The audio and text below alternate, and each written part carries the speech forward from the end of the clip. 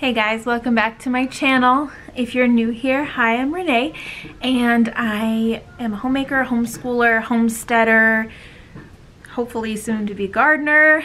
And if those are things you are super interested in, hit that subscribe button. Today I wanted to just do a pregnancy update. It's kind of probably going to be the only one that I really do this pregnancy. It has really flown by. And then I didn't do any in the beginning because I was so sick with hyperemesis. But I am 30 weeks now. And I wanted maybe at least one pregnancy update. Maybe I'll be able to do one towards the end of the third trimester, closer to birth. But I will be doing a birth vlog. So that'll probably go on my vlogging channel though. So if you want to see that, go subscribe to my vlogging channel. I'll have it listed in the description box. So if you would like to see a pregnancy update, then just keep watching.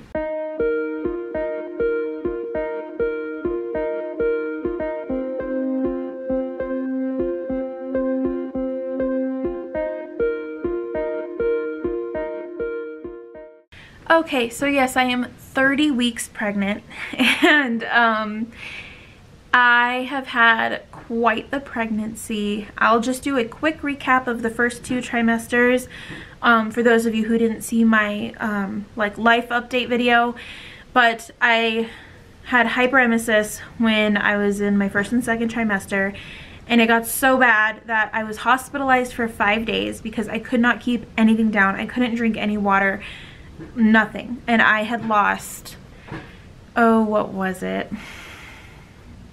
I want to say 15 to 18 pounds within a matter of 3 or 4 weeks. It was crazy. So, and then eventually I just felt so terrible. I could barely get out of bed because I was so weak.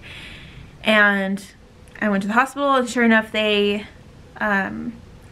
admitted me, kept me there, and got me to where I wasn't spiraling like downwards so bad. And then they prescribed me 3 different medications for nausea. I did Zofran, I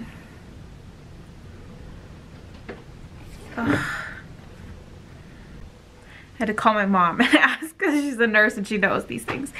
Okay, Zofran, Phenergan, and then Compazine. So I ended up only taking mostly Zofran during the day, and then I would take 1 Phenergan at night.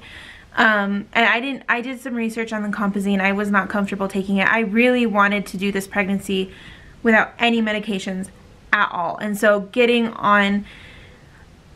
prescribed 3, I was really bummed, and I really did not want to take medication, but I also knew that it was pretty important to do so that I could get nourishment to myself and my baby. So, yes, I was on Zofran and Phenergan, did not take the Compazine. So, I just wasn't comfortable with that one.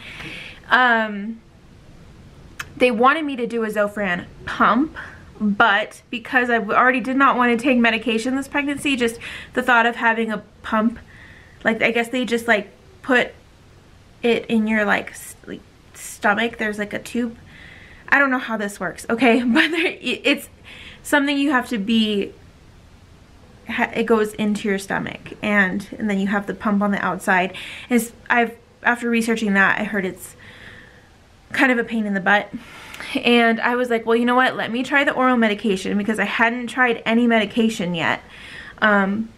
Because admittedly I was being stubborn, and I thought that I could really just pull through without doing that.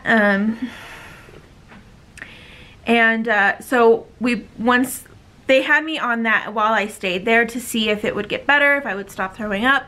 And finally, eventually, the spiraling stopped, and I was able to be discharged.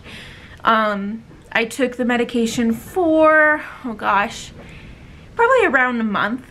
And then I started weaning myself off, and now I'm not on any medication. And the only other medication I've took this pregnancy was when I was in the hospital. I did have a headache for 3 days. They gave me Tylenol, never worked, so they gave me one other thing. After 1 dose of that, it worked, and I completely stopped. So that's all I've taken this pregnancy. I won't take Tylenol. I've had a few colds. I won't take any kind of cold medicine. It was just a goal of mine and something that was kind of important to me to kind of do things a little more naturally this time. I got some essential oils, and I've been doing lots of research about different foods and things that can make you feel better, and I've been trying to steer towards that way. So yeah, that's the medication I've taken for this pregnancy, but it's all better now. And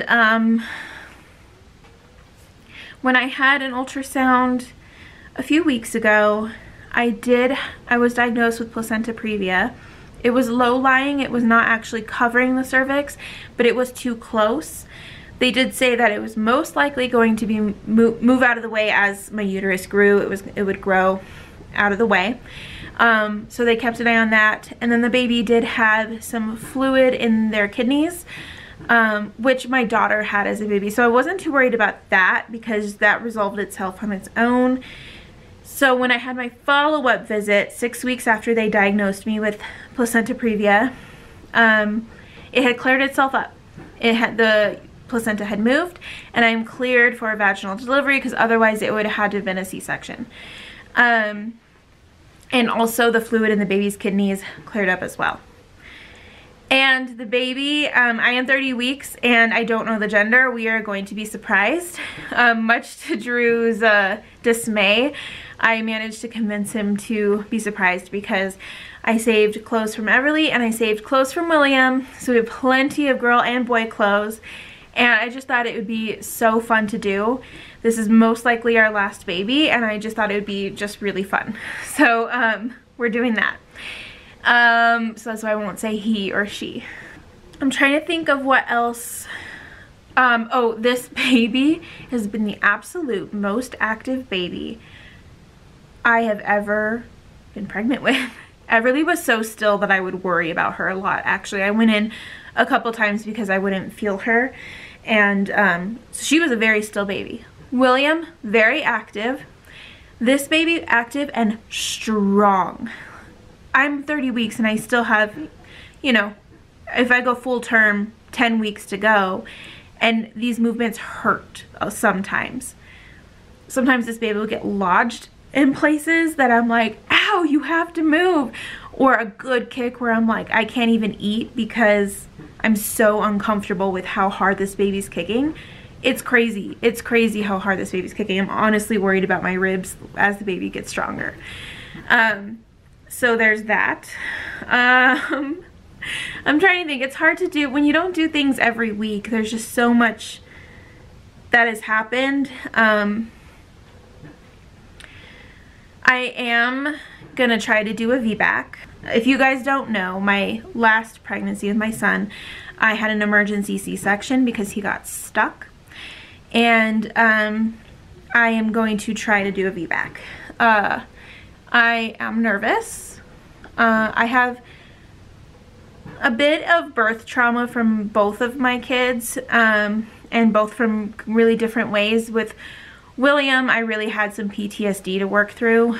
I had nightmares, and it was yeah. I thought I was going to be done after him because his birth was so traumatic.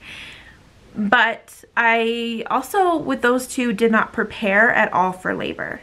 I just was like, well, let's just see what happens. I don't know. And it would just sneak up on me, and I wasn't prepared at all.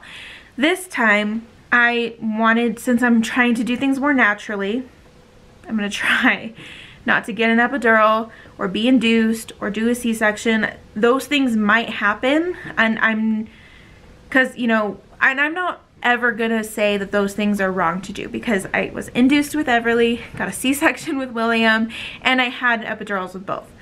So any way that you have your baby is great. That's the way that it needs to be done. I wanted to just try something different this time since my last two were so traumatic.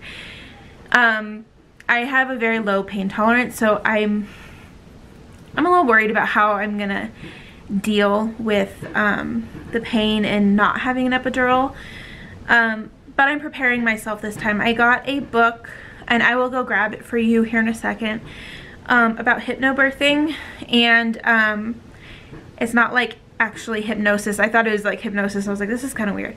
But it basically talks about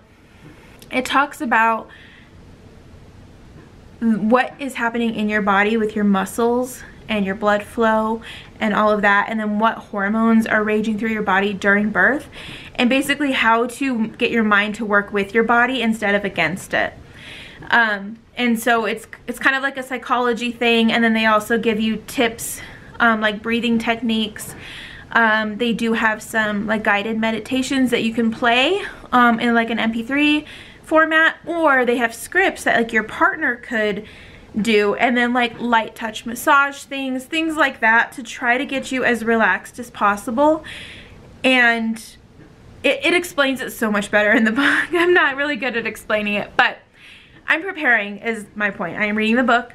I am going to be practicing my breathing. I'm going to be getting in the right mindset and really be digging into my scriptures. I'm going to have some like affirmations to have, some calming music, essential oils that are calming. I'm going to just really try to be prepared this time rather than just willy-nilly. That does not work for me at all. I'm a planner. So maybe I'm hoping and praying that this time will be different, and it'll be something I can look back on and be like, oh yes, that was a wonderful experience. So as far as symptoms of what I am going through right now, shortness of breath. I don't know if you could tell in this video, I have to keep catching my breath. Definitely the baby is crowding my lungs. Let me think. I do get heartburn, not as severe as my other pregnancies, but it's more constant. Like almost every night I wake up with heartburn, and it's not so bad that I'm like have to stay awake, but it is a little bothersome. So I have that. My legs and hips get really sore really easy. I did like 5 minutes of pregnancy yoga, and the rest of the day my legs were so sore. But I'm gonna be trying, now that it's starting to warm up, to be getting out and walking more and getting a lot more exercise in. The first half I didn't do anything because I was so sick, and then it's been winter and freezing cold, and I don't want to go outside in the cold. So now that it's warming up, I'm feeling better. I'm going to try to be more active. I've definitely had low energy. I do have a hard time sleeping. It's hard for me to really get comfortable, especially because the baby kicks so hard, and at night it's just like, one night I swear it felt like the baby got lodged underneath like my hip bone. It was really painful. So energy's been hard. I had a burst of energy for like 2 weeks, and then that was it for this pregnancy. But we are almost done with the baby's room, the nursery, and I can't wait to show you guys that. We have it painted, and we have the crib. It just needs to be set up.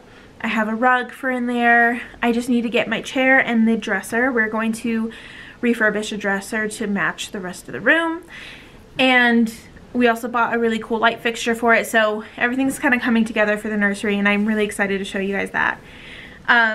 If you guys want me to do more of an in-depth video of how I'm kind of planning to go into this birth, let me know and I can do that. Oh, let me grab that book for you. So this is the book. It's called Hypnobirthing: Practical Ways to Make Your Birth Better. I cannot say this author's name, so I will just show you. I hope that's not backwards. If it's backwards, I'll write it on the screen. Yeah, so this has been really good so far.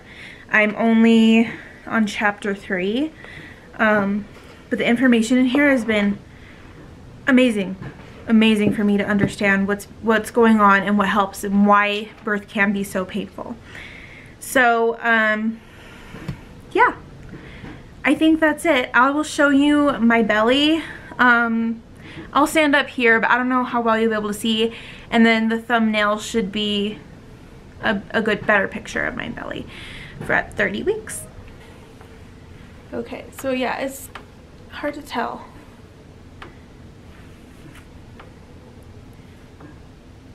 Maybe there is a little better.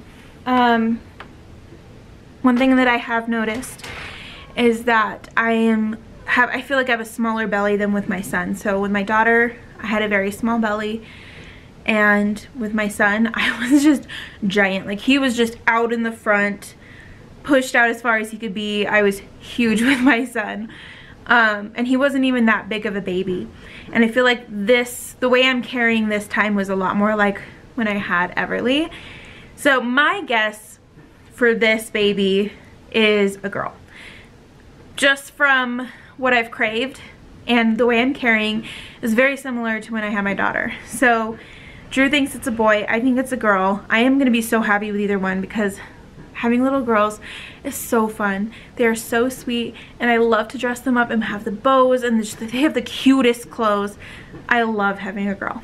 Boys are just so wild and crazy and fun and funny, and I just love having a son too. So I'm so torn. Like, I really, if Drew and I were in agreement, I would keep having babies, and if this was a girl, then I would want to go have a boy. If this was a boy, I'd want to go have another girl. I really want both. So I'm happy with either one. I really am. I just think it is a girl. We'll see if I'm correct. So yeah, I hope you guys enjoyed this video. Let me know, please let me know in the comments if you want to see anything regarding a birth plan or how I'm preparing.